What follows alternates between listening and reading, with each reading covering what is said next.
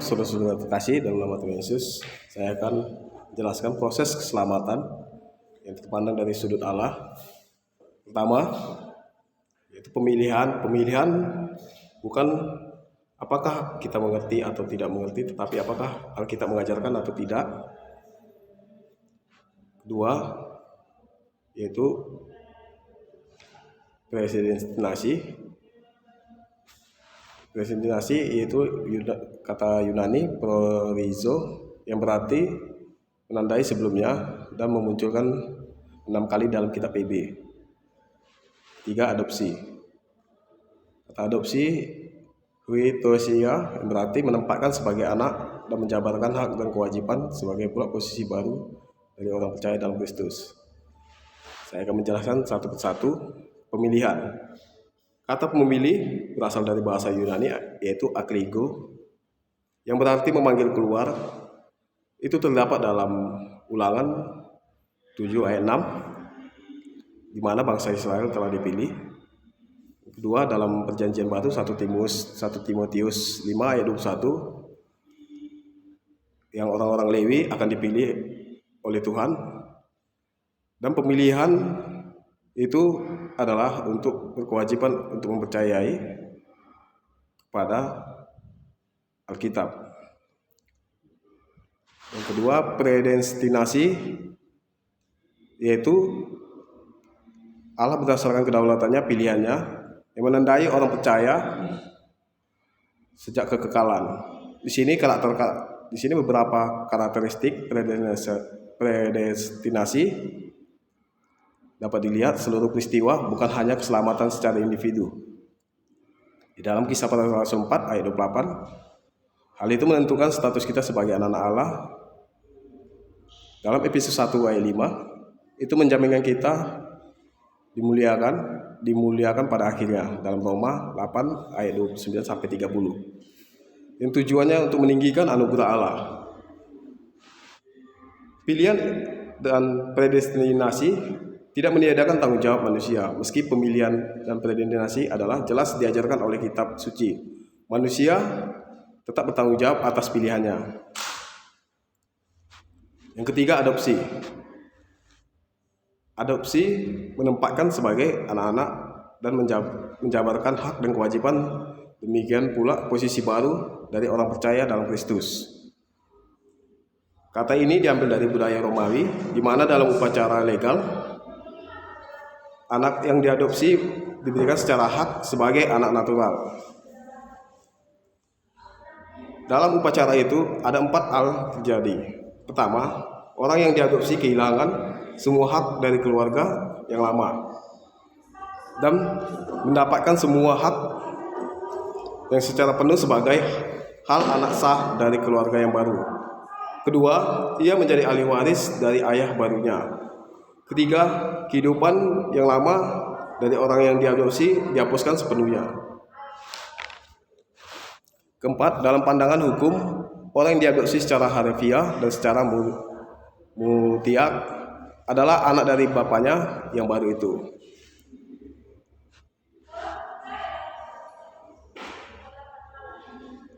Aspek pentingnya dari keselamatan disebut adalah pengudusan.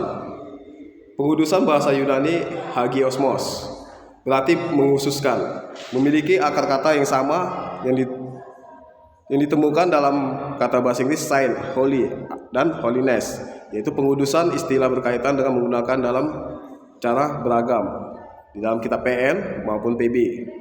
Kaitannya dengan orang percaya atau dari pengudusan. Pengudusan posisional, ini adalah posisi yang percaya atau statusnya di hadapan Allah berdasarkan kematian pada Kristus.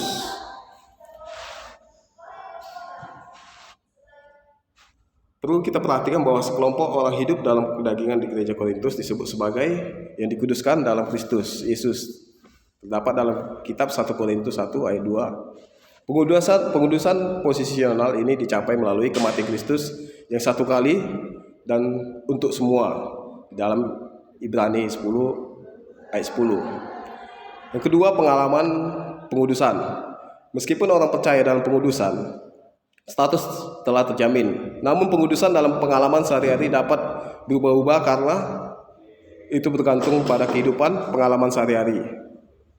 Seperti dalam doa Paulus bagi orang percaya supaya mereka dikuduskan dalam keseluruhan pengalaman mereka di dalam 1 Tesalonika ayat 5, 1 Tesalonika 5 ayat 23. Petrus memerintahkan orang percaya untuk dikuduskan atau disucikan di dalam 1 Petrus 1 ayat 16. Pengudusan dalam pengalaman bertumbuh bersama dengan orang percaya mempersembahkan hidupnya pada Allah. Yang ketiga, pengudusan terakhir. Pengudusan ini terjadi pada masa yang akan datang dan mengharapkan transformasi dari orang percaya untuk menjadi serupa dengan Kristus. Pada saat orang percaya diperhadapkan kepada Tuhan tanpa cacat atau celah di dalam Efesus 5 ayat 26 sampai 27. Pekerjaan Roh Kudus dalam keselamatan melibatkan pelayanan, meyakinkan orang tidak percaya, meregenerasi seseorang untuk memberikan kepadanya kehidupan rohani, mendiami orang percaya, membaptis orang percaya ke dalam persekutuan dengan Kristus dan dengan orang Kristen. Dari sisi manusia,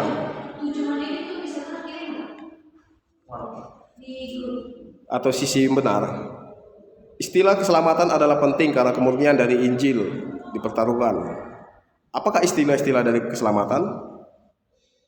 Mari kita lihat. Isu dari kritikan dari Paulus menyebutkan kutukan gereja pada seseorang mengabarkan Injil berlawanan dengan apa yang ia telah kabarkan di dalam Galatia 1 ayat 8 sampai 9. Pandangan yang salah. Sisi manusia dapat berubah jadi pandangan-pandangan yang salah. Ada sejumlah pandangan yang salah tentang kondisi manusia untuk diselamatkan. Pandangan ini menambahkan kondisi pada respon manusia akan iman dengan demikian membatalkan anugerah Allah dan mencemarkan kemurnian dari Injil. Di situ mereka mengabarkan Injil dengan sembarangan. Pertama, bertobat dan percaya. Pertobatan tidak boleh dimengerti sebagai kondisi terpisah untuk percaya kepada Kristus. Apabila pertobatan dinyatakan sebagai kondisi untuk keselamatan dalam pengertian merasa bersalah akan dosa seseorang, maka itu merupakan pengguna istilah yang salah. Di dalam Kisah Para Rasul 20 ayat 21 mengindikasikan bahwa pertobatan dan iman tidak boleh dilihat sebagai istilah terpisah atau dari respon pada Injil, tetapi keduanya menunjukkan kepercayaan kepada Kristus. Percaya kepada Kristus adalah perubahan pikiran seseorang pada Kristus dan percaya hanya kepadanya saja untuk keselamatan. Di sini mereka merasa pertobatan dan kepercayaan itu bisa diselamatkan, tapi itu salah. Yang kedua, percaya dan dibaptis. Petrus mengatakan baptisan adalah diperlukan untuk pengampunan dosa, melainkan ia memanggil anggota dari generasi yang bersalah karena telah menyalibkan Kristus dan memisahkan diri mereka sendiri dari suatu generasi di bawah penghakiman Allah. Di sini Petrus mengatakan bahwasanya banyak orang menyalahkan bahwasanya kematian Kristus itu adalah untuk generasi-generasi, sementara kematian Kristus itu untuk semua, bukan penghakiman. Yang ketiga, percaya dan mengaku Kristus. Di dalam Roma ayat 10 ayat 9, Roma 10 ayat 9, namun ayat ini tidak mendirikan kondisi tambahan untuk keselamatan, melainkan mengakui Yesus sebagai Tuhan berarti mengakui keilahiannya. Hal itu akan selalu menjadi isu kritikal dalam kaitan dengan keselamatan. Di sini berarti banyak orang percaya dan mengaku Kristus, tetapi mereka menyalahgunakan keselamatan itu, sehingga ini termasuk pemahaman-pemahaman yang salah. Percaya dan menyerahkan diri. Percaya dan menyerahkan diri. Seseorang dapat atau tidak dapat menjadi Kristen hanya dengan percaya pada Injil. Di sini banyak orang percaya, orang Kristen hanya percaya pada Injil agar dia dapat diselamatkan. Sementara bukan hanya itu. Ini termasuk salah satu pemahaman yang salah.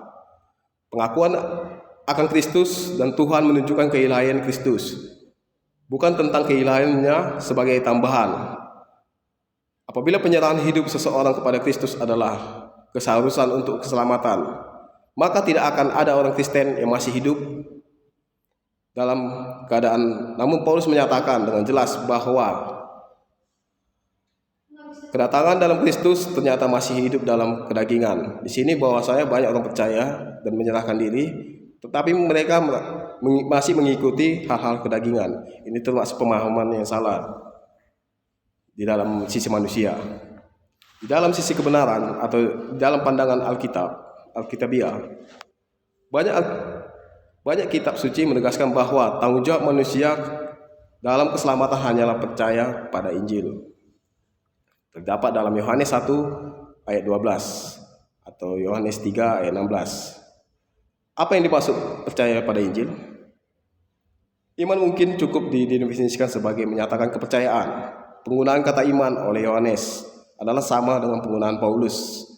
Di sini Yohanes dan Paulus sama-sama menyatakan bahwasanya keselamatan itu menyatakan kepercayaan, dan iman sebagai kepercayaan kepada Kristus. Namun demikian, banyak yang menyamakan hanya sekedar pengertian intelektual atau suatu doktrin. Beberapa imam melibatkan paling sedikit 3 unsur. Pertama, pengetahuan. Hal itu melibatkan intelek, menekankan bahwa ada kebenaran dasar tertentu yang harus dipercaya untuk keselamatan. Ini pandangan Alkitab yang secara benar, bahwasanya pengetahuan itu menyatakan kebenaran agar kita dapat mempercayai keselamatan itu. Kedua, keyakinan. Keyakinan melibatkan emosi. Unsur ini menekankan bahwa orang itu bukan hanya memiliki kesadaran intelektual. Di sini dikatakan keyakinan itu adalah benar-benar suatu keyakinan di dalam Injil. Di dalam Yohanes 16 ayat 8 sampai 11 mengenai kebenaran. Yang ketiga, percaya.